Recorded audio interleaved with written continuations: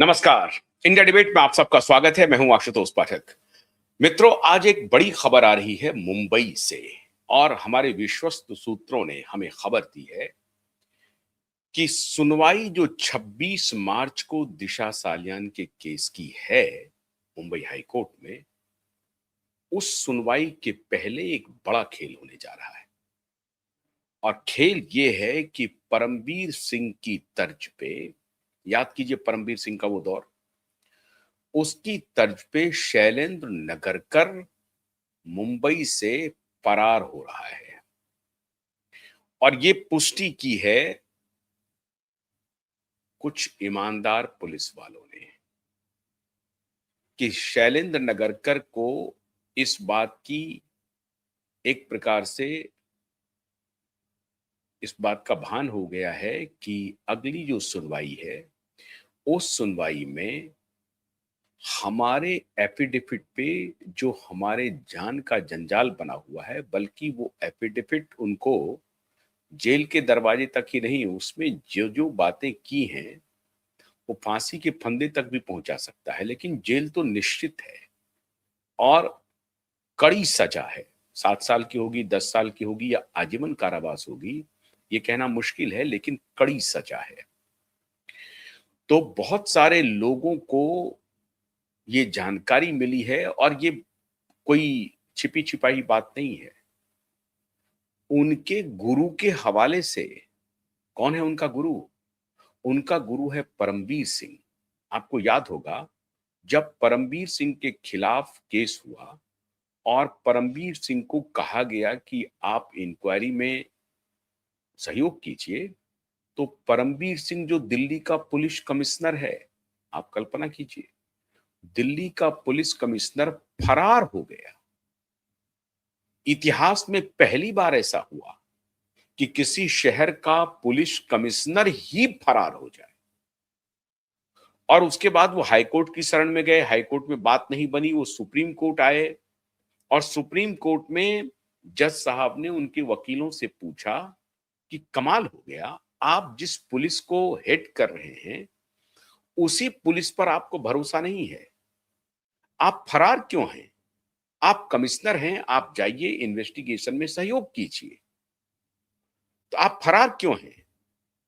तो उनके तरफ से दलील थी कि उनके जान के ऊपर खतरा है। खतरा कौन करेगा? मुंबई पुलिस। क्या मुंबई पुलिस परमबीर सिंह के जान के पीछे पड़ी थी? तो ये फरार क्यों हुए? या परमबीर सिंह को मालूम है कि पुलिस कैसा बर्ताव करती है जेल में? जो काम परमबीर सिंह खुद कर रहे थे अब तक, जो सजायाफ्ता हैं या जो कैदी हैं, जो आरोपी हैं, जो थाने में जाते हैं, जिनको जेल भेजा जाता है, उनके साथ जो परमबीर सिंह खुद कर रहे थे, परमबीर सिंह को डर हो गया कि ये काम उनके साथ भी हो सकता है। जो भोपाल की सांसद थी साध्वी प्रज्ञा सिंह ठाकुर, उन्होंने ऑन रिकॉर्ड कैमरे पर कहा कि ये परमबीर सिंह थे जो बेल्ट खोल करके, जैसे सिनेमा में देखते हैं ना, टेबल पर लिटा करके बेल्ट से, खोल करके बेल्ट से, अपने बेल्ट से, उस बेल्ट से पिटाई की थी प्रज्ञा सिंह ठाकुर की, जो भारतीय जनता पार्टी के सांसद भी रहे। अब तो सांसद नहीं है वो। प्रज्ञा सिंह ठाकुर की पिटाई हुई और प्रज्ञा सिंह ठाकुर ने नाम लेकर के कहा कि परमबीर सिंह थे। जब वो थक जाते थे तो अपने दूसरे साथी को कहते थे कि पीटो, इसे तब तक पीटो जब तक कि ये कोई राज ना उकल दे। इतना ही नहीं मित्रों, प्रज्ञा सिंह ठाकुर को पॉर्न मूवी दिखाई गई, पॉर्न मूवी। और वो दिखा दिखा करके आप जितनी जितनी भर्त्सना कर सकते हैं इस मुंबई पुलिस की ना, कम होगी। ये बेशर्म मुंबई पुलिस बहुत कम होगी। और खास तौर से परमबीर सिंह।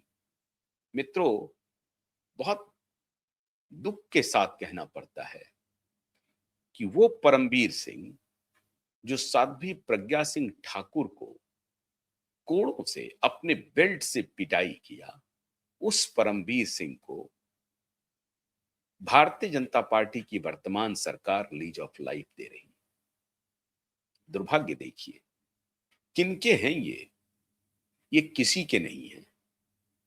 ये राजनीतिक पार्टी के लोग सत्ता को लूटने के लिए बने हैं। आम जन से इनका कोई लेना देना नहीं है। इतना बड़ा नैरेटिव का मास्टरमाइंड था वो। दिग्विजय सिंह के नैरेटिव का एक पत्रकार थे, और संयोग बस वो पत्रकार हमारे पूर्व संस्थान में, जिस संस्थान में मैं कार्य करता था, उसी संस्थान से संबंधित था।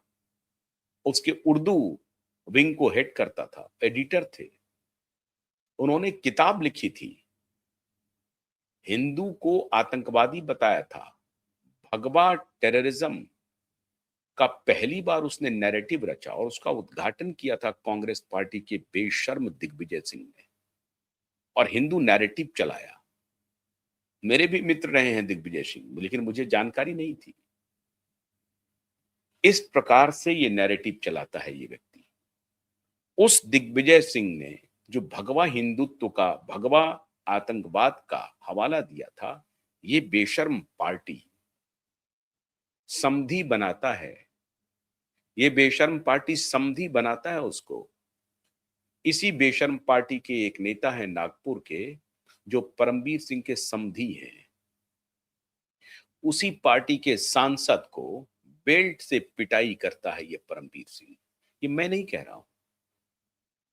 भोपाल के तब के सांसद, जिन्होंने दिग्गी राजा को, भ्रष्टाचारी दिग्गी राजा को, उस भ्रष्टाचारी दिग्गी राजा को, जो जाकिर नायक को जाकिर नायक जी कहते हैं, देखिए इन लोगों की बेशर्मी देखिए। जो जाकिर नायक को जाकिर नायक जी कहते हैं और भगवा आतंकवाद का ताना बाना बुनते हैं, करते भी होंगे। मुझे तो अब इस बेशर्म पार्टी पर कुछ कहने में कोई लज्जा नहीं लग रही है। उस साध्वी प्रज्ञा सिंह ठाकुर को पिटाई करने वाले को भारतीय जनता पार्टी का नेता समधी बनाता है, और वो भारतीय जनता पार्टी के करीब आ जाता है। वो व्यक्ति जो इतिहास में पुलिस की वर्दी को दागदार कर दिया। इतिहास में आज तक ऐसा कोई पुलिस कमिश्नर नहीं हुआ, ऐसा कोई आईपीएस ऑफिसर नहीं हुआ। अगर आपके संज्ञान में हो तो बताएं, मेरे संज्ञान में तो नहीं है। मैंने अब तक जितना शोध किया है उसमें तो कहीं से भी नहीं मिला है। अगर आपको लग रहा हो कहीं से, अगर आपको थोड़ा कुछ भी मालूम हो तो आप बताएं। अगर कहीं से भी आपको इस बात की जानकारी मिले कि कोई पुलिस ऑफिसर भाग खड़ा हुआ हो, फरार हो गया हो, उनके ऊपर कोई आरोप लगा तो उस आरोप का सामना करने के बजाय स्वयं फरार हो गया हो, ये है बेशर्म मुंबई पुलिस। और उसी बेशर्म मुंबई पुलिस में कार्यरत है शैलेंद्र नगरकर, जिसने बेशर्मी की सारी हदें पार कर दी। एफिडेविट देना किसी और को था, दे रहा है शैलेंद्र नगरकर। मित्रों, जानकारी मिल रही है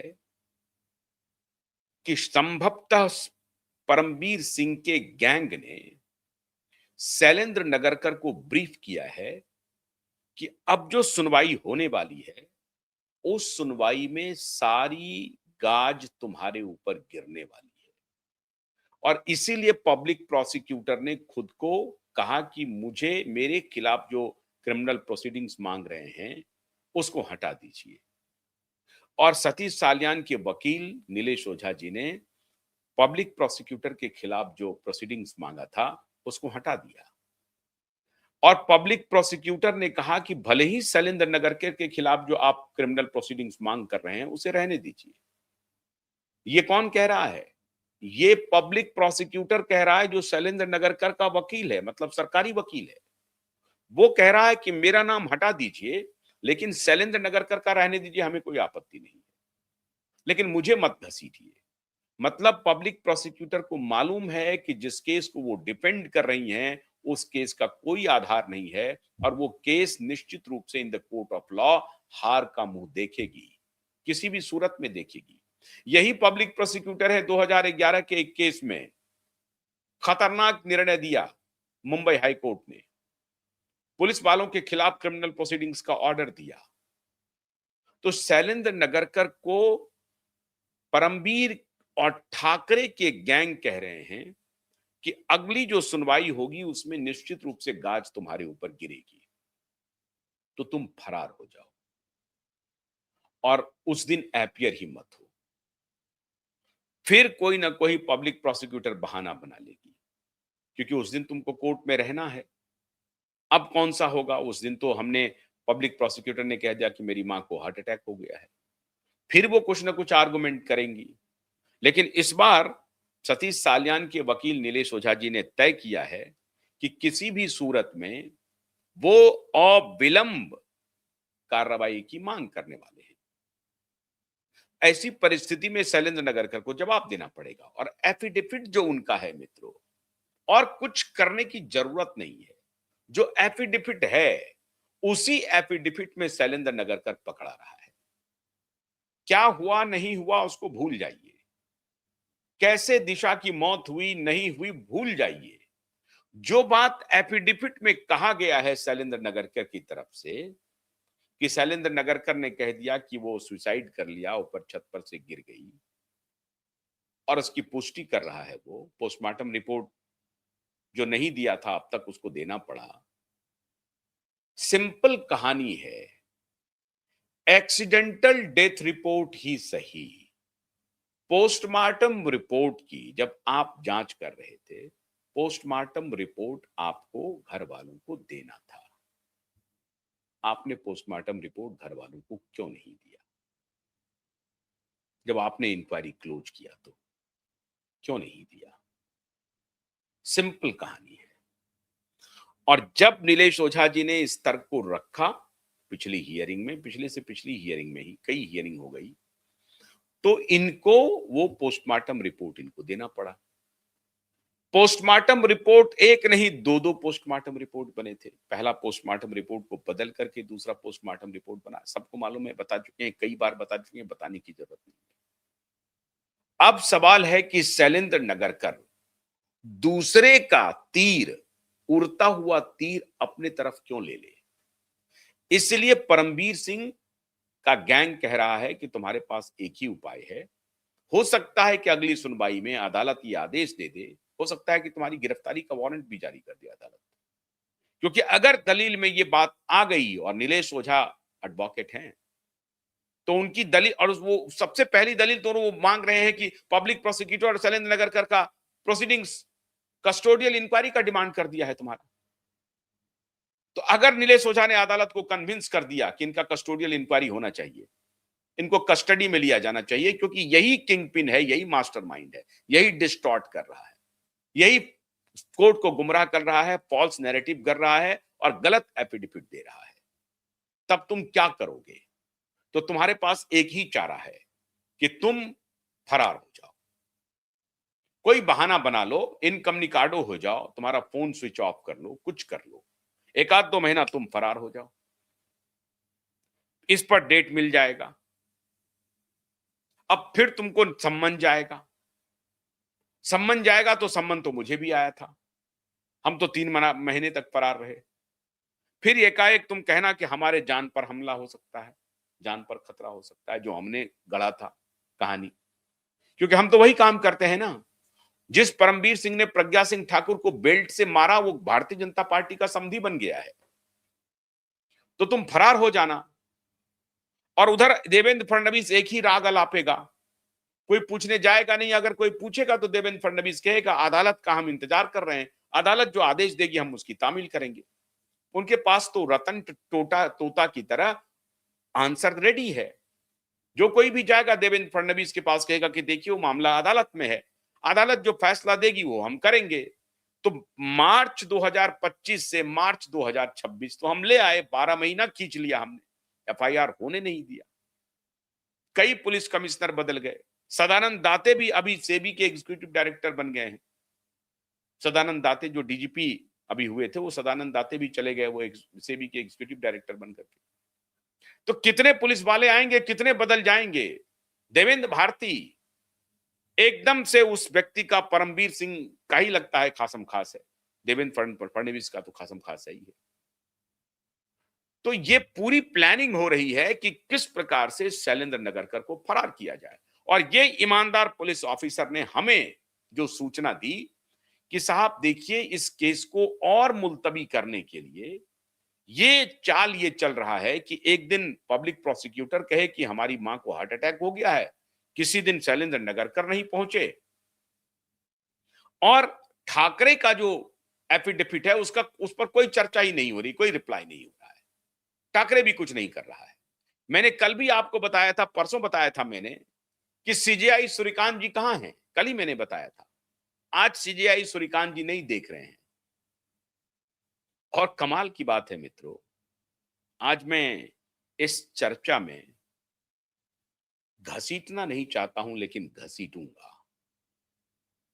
मैं उस संघ के प्रमुख से पूछना चाहता हूं कि आप गए थे सलमान खान से मिलने के लिए।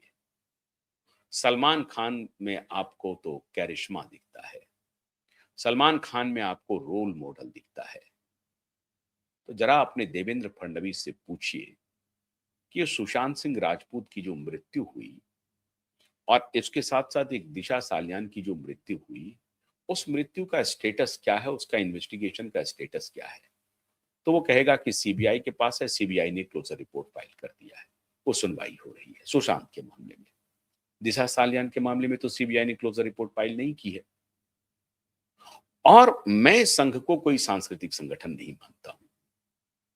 संघ एक राजनीतिक संगठन है और मजबूती से राजनीतिक संगठन का काम कर रही है, और अपने राजनीतिक जो अपफ्रंट संगठन है, जिसको आप भारतीय जनता पार्टी कहते हैं, भारतीय जनता पार्टी वो काम कर रही है। तो संघ के सूरमा जो संस्कृति को बचाने की बात करते हैं, वो संस्कृति के सूरमा संरक्षक बेटियों के बारे में उनकी क्या राय है? एक बेटी की बीभत्स तरीके से गैंग रेप करने के बाद हत्या हुई है। कल मैं आपको एक और स्टोरी बताने जा रहा हूं, ब्रेक करने जा रहा हूं, ये रिया के भाई शोभित चक्रवर्ती की कहानी, ये भी मैं बताऊंगा। थोड़ी जानकारी उस पर मैं और ले रहा हूं, तब मैं कल उसकी चर्चा करूंगा। तो संघ भी कोई बात नहीं कर रहा है, कुछ नहीं पूछ रहा, संघ को कुछ पता ही नहीं है, देश दुनिया में क्या हुआ कुछ पता ही नहीं, क्योंकि मीडिया, नेशनल बिकाऊ मीडिया तो इसकी बात करती नहीं है, कोई नहीं करती, बिकाऊ मीडिया इसकी बात करती नहीं है, करेगी भी नहीं। लेकिन मोहन भागवत ये नहीं पूछ रहे हैं कि भाई इतने दिन से लंबा केस चल रहा है, इसकी कोई परिणति क्यों नहीं हो रही है? आपके पुलिस वाले, होम मिनिस्टर आप हैं, शैलेंद्र नगरकर एफिडेविट देता, आप कहते हैं मामला कोर्ट में है। वो रिप्लाई शैलेंद्र नगरकर का नहीं है, वो रिप्लाई देवेंद्र फडणवीस का है, वो रिप्लाई मुंबई के पुलिस कमिश्नर का है, वो रिप्लाई महाराष्ट्र के डीजीपी का है। शैलेंद्र नगरकर की कोई औकात नहीं है, और इसीलिए इसे ये माना जाएगा कि उस रिप्लाई में होम मिनिस्टर महाराष्ट्र देवेंद्र फडणवीस की पूरी सहमति है। अगर ये केस लंबा चला देवेंद्र फडणवीस, तो क्यूबाई नेटवर्क आपके खिलाफ इस सृष्टि के अंत होने तक लड़ाई लड़ेगा। मैं आपको आज वचन देता हूं देवेंद्र फडणवीस जी, ये मुकदमा में अगर फरार हुआ शैलेंद्र नगरकर, तो ये माना जाएगा कि देवेंद्र फडणवीस फरार हुआ है, मुंबई का पुलिस कमिश्नर फरार हुआ है, और डीजीपी फरार हुआ है।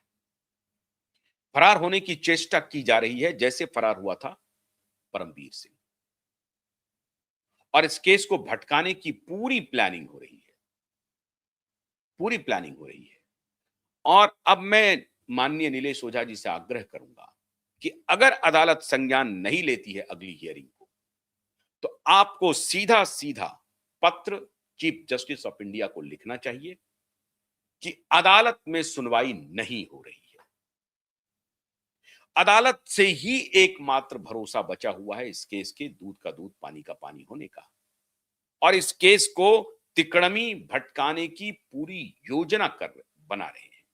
योजनाबद्ध तरीके से हर दिन कोई ना कोई बात होती है। आज जब मुझे यह सूचना मिली कि शैलेंद्र नगरकर फरार होने की योजना बना रहा है, वो अपियर ही नहीं होगा, तो जाहिर है कोर्ट अपने मुलतवी हो जाएगा, क्योंकि कोर्ट में पूछेगा रिप्लाई किसने फाइल किया है, रिप्लाई पर चर्चा होनी है ना। तो रिप्लाई शैलेंद्र नगरकर ने फाइल किया है। वकील साहब तो वहां मौजूद रहेंगे, शैलेंद्र नगरकर से सवाल पूछा जाएगा, शैलेंद्र नगरकर होगा नहीं। इसलिए आज का मैं इसलिए ये शो आपके सामने कर रहा हूं ताकि ताकि ताकि आप ये मान के चलें कि देवेंद्र फडणवीस तक हमारी बात पहुंच रही है। देवेंद्र फडणवीस, मैं आपको फिर कह रहा हूं, सत्ता की हनक में एक बेटी के पिता को न्याय नहीं मिल रहा है और पूरी दुनिया देख रही है, पूरी दुनिया।